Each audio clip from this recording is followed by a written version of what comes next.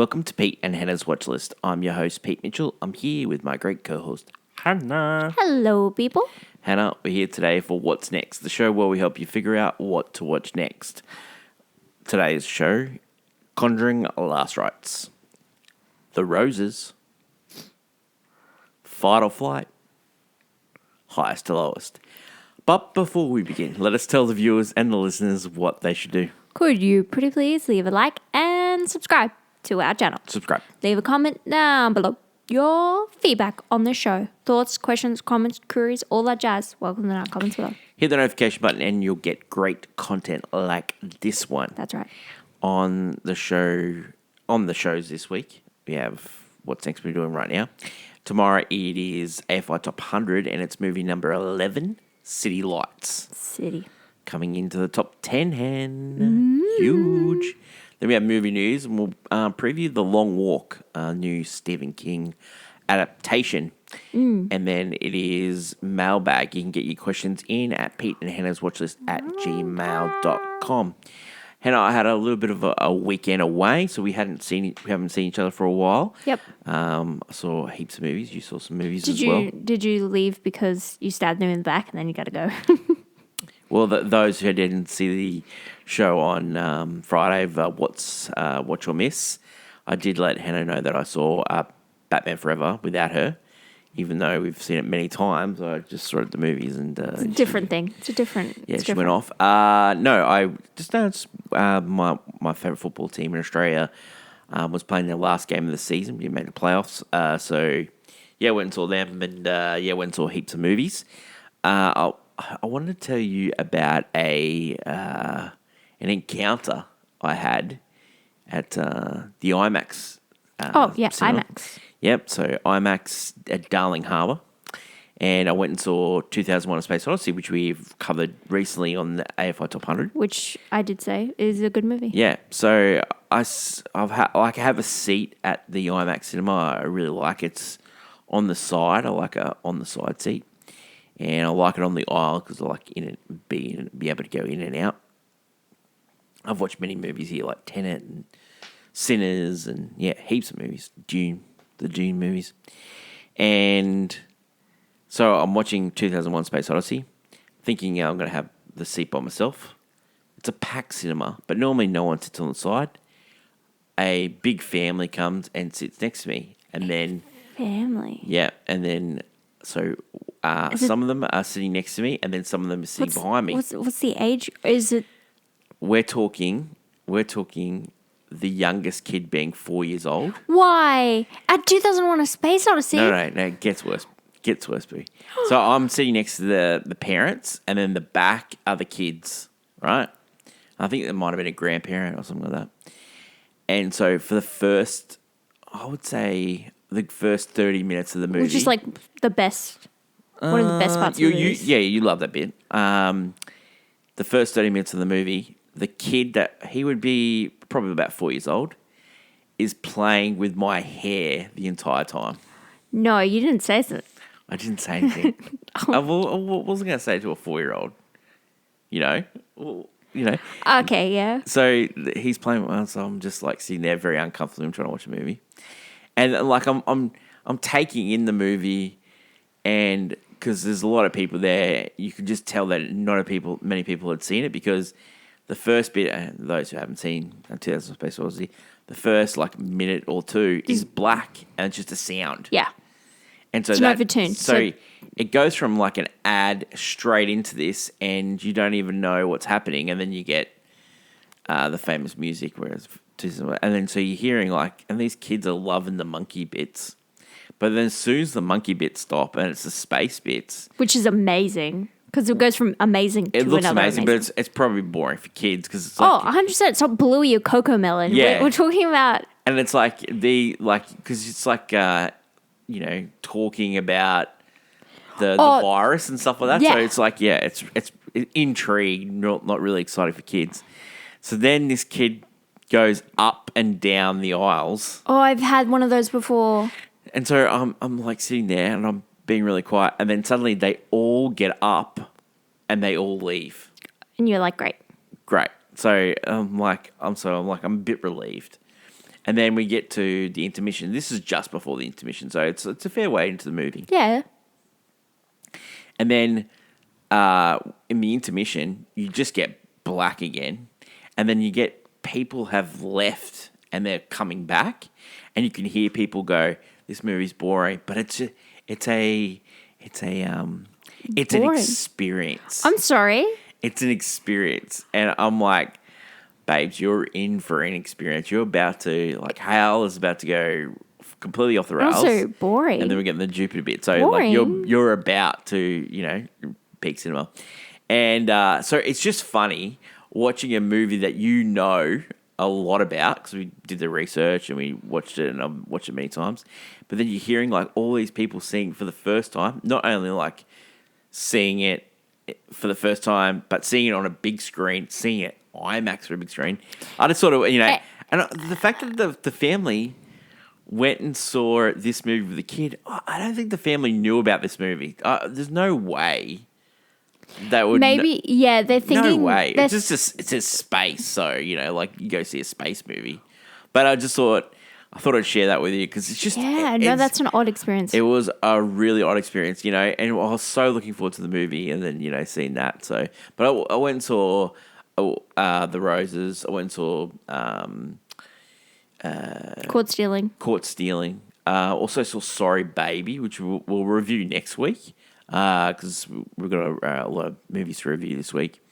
And also saw Naked Gun again. I saw Formula One again. So I saw about 7 movies. Yeah. So, yeah. So that 2001: Space Odyssey. Wow. And it's really funny because people are seeing that movie because they know about, like, the movie has such, like, word of mouth in a sense that it's one of the most well-known movies of all time. However, most people probably haven't watched it. No, I don't think they have. And to be honest, are you serious? Like, the first half for me is more interesting than the second half. But that's me personally because I love... that's the first bit of the second half after the intermission. It's like the house stuff. Yeah. And which is by far the most interesting part. But I like the whole beginning. And it does look amazing on the big screen with the and also the sound would be incredible. It'd be just so loud. It is loud. Because, like, the high-pitched sound when they find the stone on the moon? Yeah. It is so high-pitched. It is... Dogs would... Like, people were, like dogs covering would be their crying. ears. Yeah, it was really sad. But it's definitely an experience. If you get to see 2001: Space Odyssey, on the big screen, do it. Just probably don't sit in front of a 4-year-old kid that plays with your hair. Mate. I know my hair's long and luxurious, but... Jealous. Yeah. All right. Let's get on to today's show. And the first movie we're going to talk about is The Conjuring: The Last Rites. Now, I happened to see that one by myself because Hannah's a scaredy cat. It is the 4th movie in The Conjuring. It's the last movie. It's like said, definitely it's this is the last one. So they built it up in everyone's mind. This movie has been a massive success. It made over $80 million in America, and it's also made $187 million worldwide. It continues a string of hits for Warner Brothers movies. They've 7 in a row. 7 in a row. This year, it's a record for all $40 million opens. It's the first time it's ever happened, so it's amazing effort. And they were talking about the studio heads to getting sacked at the start of the year, and now they're on a absolute tear. So congratulations to them. Congratulations to everyone involved in The Conjuring, The Last Rites. The elevator pitch. A family brings home a mirror and it starts playing tricks on them and starts really spooking them out. And the only people that can help them are the Warrens that have retired from the game. They're in the last movie. Ed had a heart attack, so he's not allowed to get stressed. So they write a book and they go around the country and are teaching sort of the signs of paranormal activity. And they come out of retirement and they help this family. It's based on a true story. I don't know how the validity of it. Yeah, like you can definitely tell. It takes liberties. Definitely. Reasons to see this movie. If you are a Conjuring fan, this movie is definitely better than the Devil Made Me Do It, which is the third movie in the Conjuring, and people did not really like that. It was sort of like whenever it got released, it was day in, day out with the COVID, so it was yeah. So it wasn't that successful, but it wasn't as scary. The first Conjuring movie, I remember seeing that movie. God, that's scary. It is spooky. You're saying that after time they've lost their luster. Well, like this one had spooky moments, and it had definitely had jump scares and stuff like that. But reasons not to like.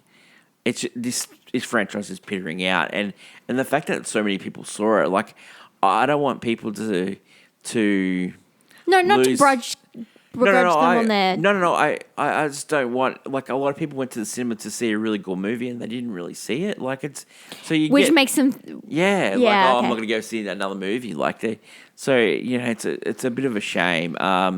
It's directed by the same director that did Nun 2. Okay. Like James Wan, who did the original, he sat on as producer.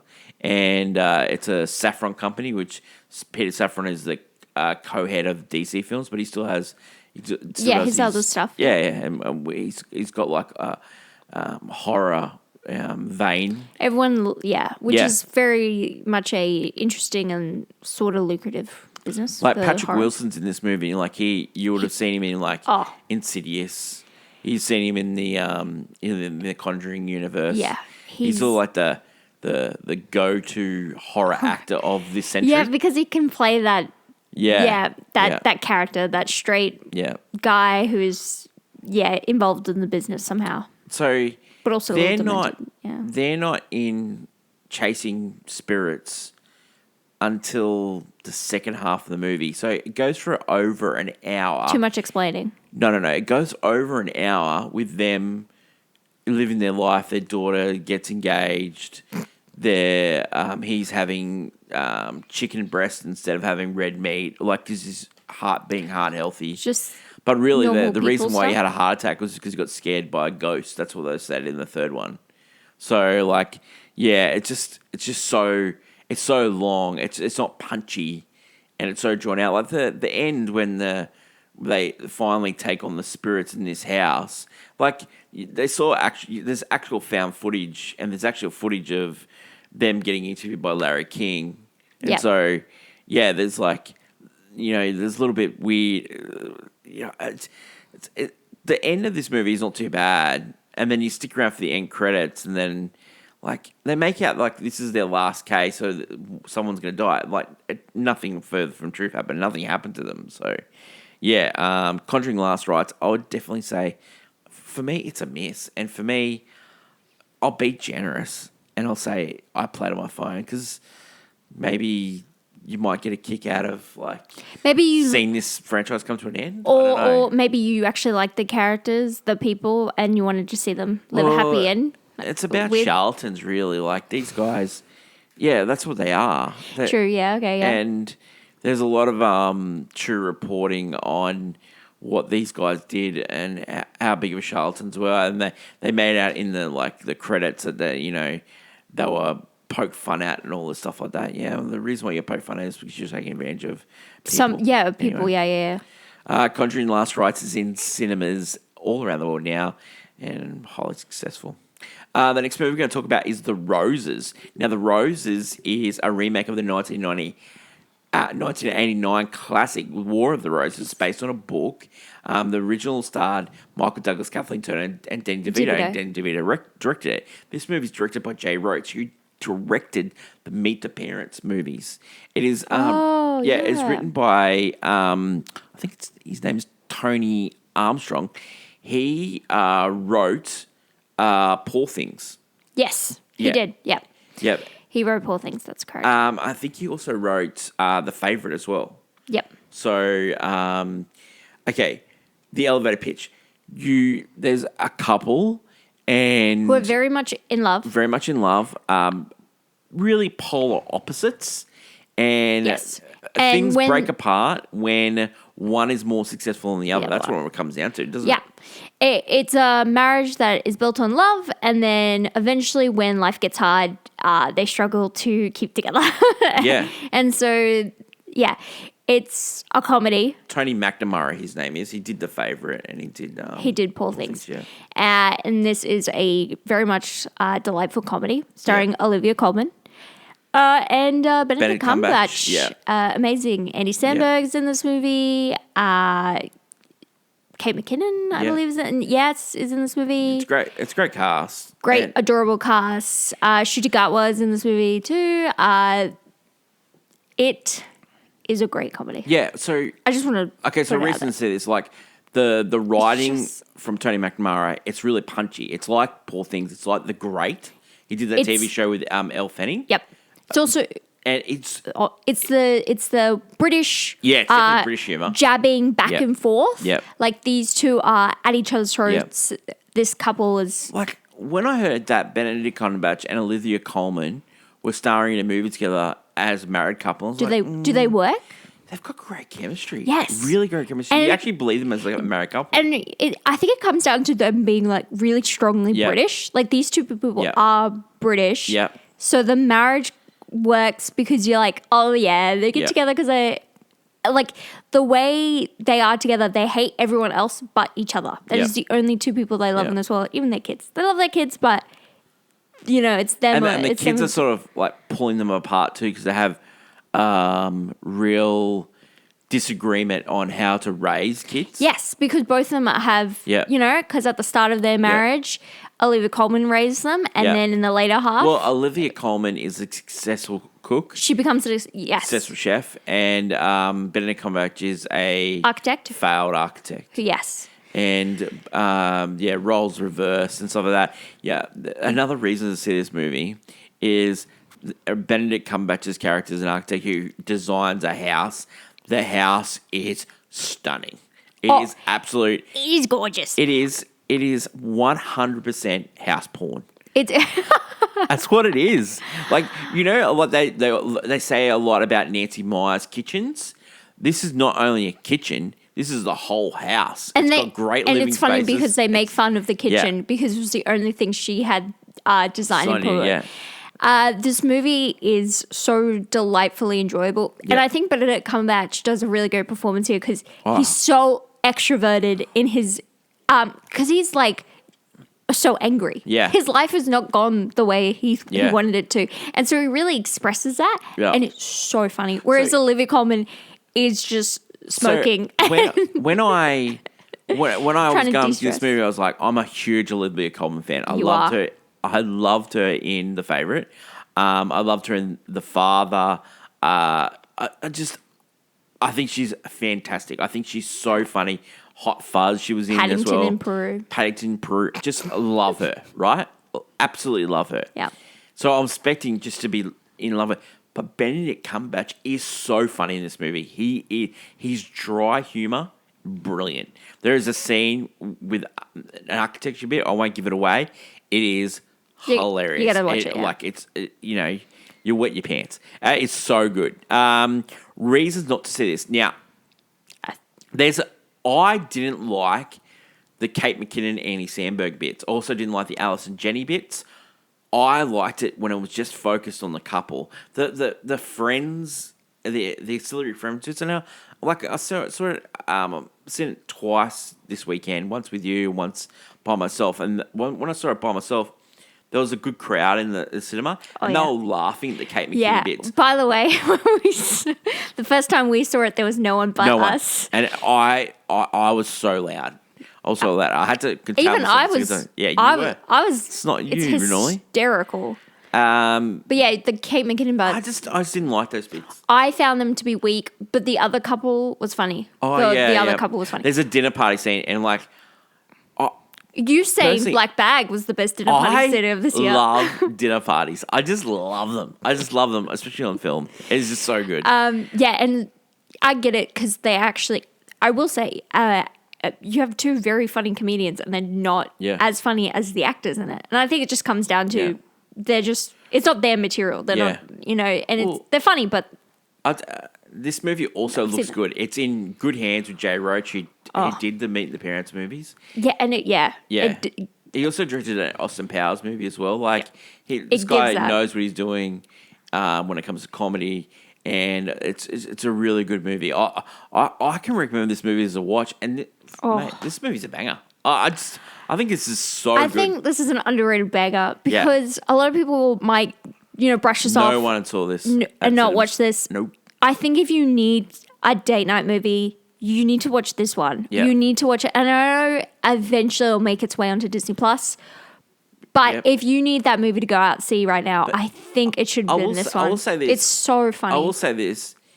The like people's like, oh, why did you have to remake the original? It is different enough from the original. It's different. Yeah, it's different. This one's more focused on the banter. Yeah. I would say back and forth, whereas the other one was more the rage and the when you think of the original, probably you think of the set piece at the end. Like you think of them at the end.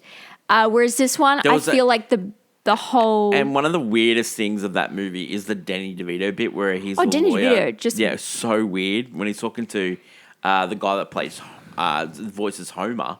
Dan Castellaneta. Like it's just that's a weird bit, but the ending of that movie is iconic. There's a good ending to this movie. It's not as good as that one. That was iconic. But I would say not a lot of people have watched the original. No, it was highly popular at the time. But I meant people, this new generation. Yeah, this new generation know Olivia Colman and know Benedict Cumberbatch. Yeah, one of them's Doctor Strange. I just don't think Sherlock Holmes. I just don't think it has the potential. There's no it person sort of thing like that in this movie. So anyway, it's more so this. Yeah, this is the funny banter comedy. People should go see this movie. It's fantastic. It's a really good time. Yeah, it really is. I just can't believe Conjuring made 187 million, and the Roses this movie made 2 million. Babes. It's behind Hamilton, which you can watch on Disney Plus. Anyway, I don't know what we're doing in this world. The Roses is in cinemas in Australia now. It's a must watch if you get the chance. Must watch. The next movie we're going to talk about is Fight or Flight. This movie. How do we speak about this movie? Okay. All right, stars Josh Hartnett. It is the elevator pitch for this movie. There is a. Just say it. Just say what it is. Well, it's Bullet Train on a plane. That's what it is, right? So those who see the Bullet Train movie with Brad Pitt. This is about a guy who has to find a target, keep them alive on a plane. Yeah, he's trying to get his life back. He's going after a black cat. Yeah, Black cat. Black cat. Yeah, Chris Hemsworth's character. Yes, the black cat. The black cat movie. The ghost. It's a mystery who that ghost is. He finds it, and then he's got to protect them, and basically it's all these people trying to kill him on a plane. Yeah, there's assassins all throughout the plane trying to get this. Reasons to see this. The Josh Hartnett Renaissance. Therefore, Oppenheimer, Trap. This great. Also, Rooster Gare. Don't forget that. Oh yes. Don't forget. We can never forget. Never forget Rooster Gare. Reason not to see this movie. This movie does not look like a cinema movie. It looks like a train movie. It doesn't hold up compared to Bullet Train or even Non-Stop or even Commuter. Like any of those other type of movies. No, it doesn't hold up. Unfortunately. There's some bad looking parts. Yeah. However, there's also even exposition that goes for a good half hour. Weird cuts. Get back to the kick. Yeah, because Josh Hartnett is way more interesting than the subplot of because the whole thing is the twist of the twisty nature of how did they find out this thing? Blah blah. Like who cares? Sort of like Robin Hood. We kind of it was more enjoyable when Josh Hartnett just ends up just going around and because he's murderous. Like this movie is quite violent. Oh, it's violent. And it's likable when it's violent. Even has the most strange ending to a movie since Hypnotic. Trying to really set up for something we'll never see. 100% we'll never see. So it's really funny that way. Yeah.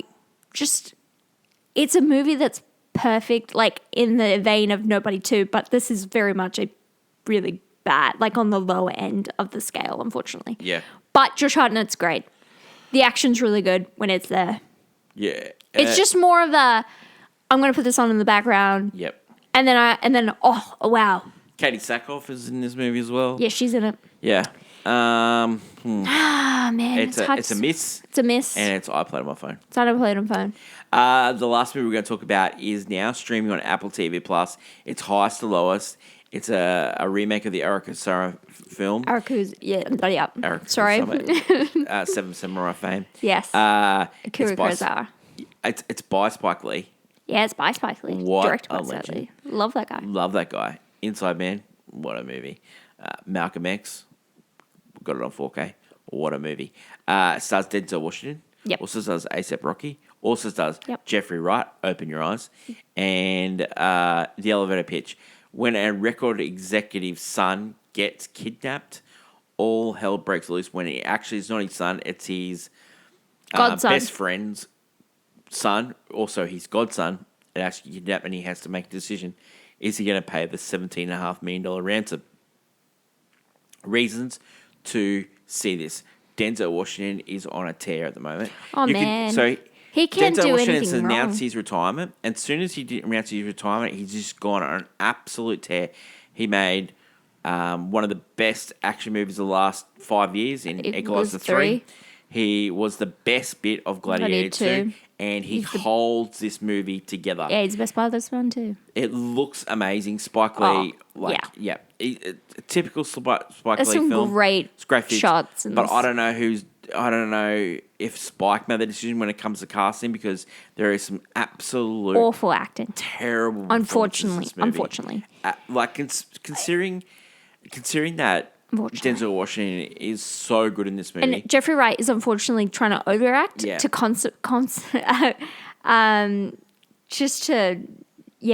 kind of overacting, unfortunately.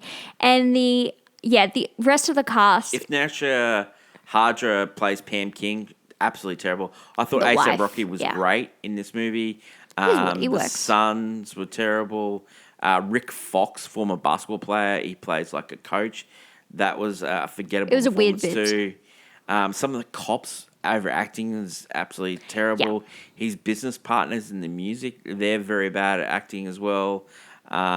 This is based on a movie, a book by Evan Hunter called The King's Ransom, and Akira Kurosawa film. I believe. Yeah, 1963, High and Low. And this movie is so reasons to see Denzel Washington, reasons not to see terrible everyone else. But the movie is like, it goes really quickly. Like it flows along really quickly. Like I really like it. It's strangely paced, and there's not really a twist, I would say, at the end, even though you're trying to figure out how it all played out. There's a lot what Spike's trying to say here, because there's a thing about cancel culture. There's also a thing about the music industry. The music industry. There's also a thing about black culture as well, because the corporations buying up and buying up music, buying up the music and just using using it as a what they're trying to say. Yeah. But when it comes down to it, you're watching a master work. I do not care what anyone says. Some of it gets lost in the source of this movie. If Denzel Washington is not on your Mount Rushmore, what are you doing with your Mount Rushmore? So good. He is amazing. Now, I know people are fans of Leonardo DiCaprio. Give me Denzel Washington every day of the week. I know people are fans of Daniel Day-Lewis, but he is good. But he's no Denzel Washington. Denzel Washington is right up there with Jack Nicholson. Denzel Washington, because they could be in a bad movie, but have one of the greatest performances you've ever seen. Unbelievable. Yep. And I don't think any of those other actors could be in a bad movie and be the best performance. He carries movies just like Jack Nicholson did. Just like Gene Hackman did. Gene Hackman, just a legend. He did sometimes Robert De Niro and Al Pacino phone things in. I've just never seen Denzel Washington phone things in. I've just never seen him phone something in. I just will not hear a bad word said about Denzel Washington. No. I think he is the greatest. I just love it. I think he's I think for him, for me, pretty much. it's him and Jack Nicholson. It's just unbelievable. And like they are the most charismatic person on screen when they're there. Unbelievable. What are you going to give this one? It's on Apple TV Plus. I cannot believe this didn't go to the cinemas.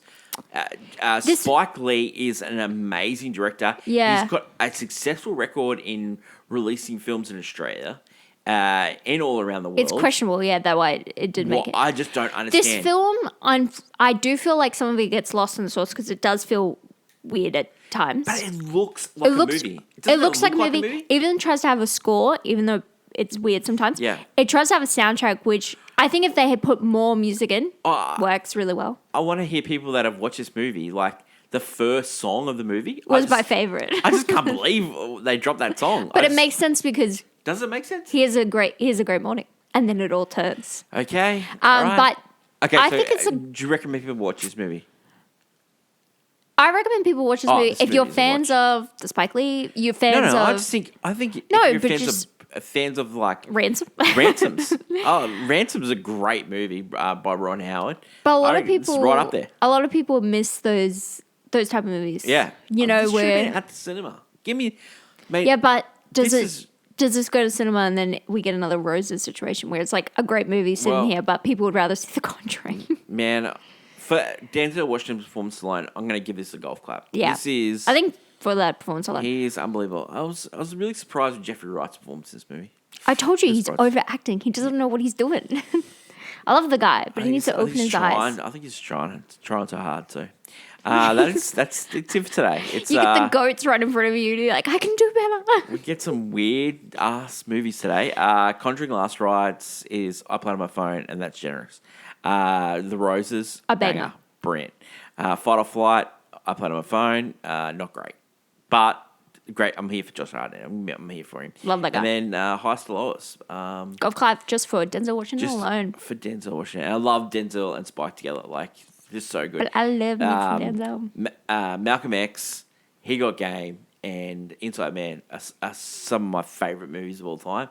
And I just love them working together. But we're talking about Spike Lee. We're talking about more Denzel Washington. Denzel and Tony Scott, unbelievable. Denzel and Ridley Scott, American Gangster and Gladiator 2. Wow. That is it for today's show. Tomorrow we're doing City Lights on AFI Top 100. Charlie Chaplin. The Tramp is back. He's back for one more time on the AFI Top 100 list. Mm-hmm. That is my lovely co-host, Hannah. Long live cinema. Until we meet again, it's bye for now. Bye.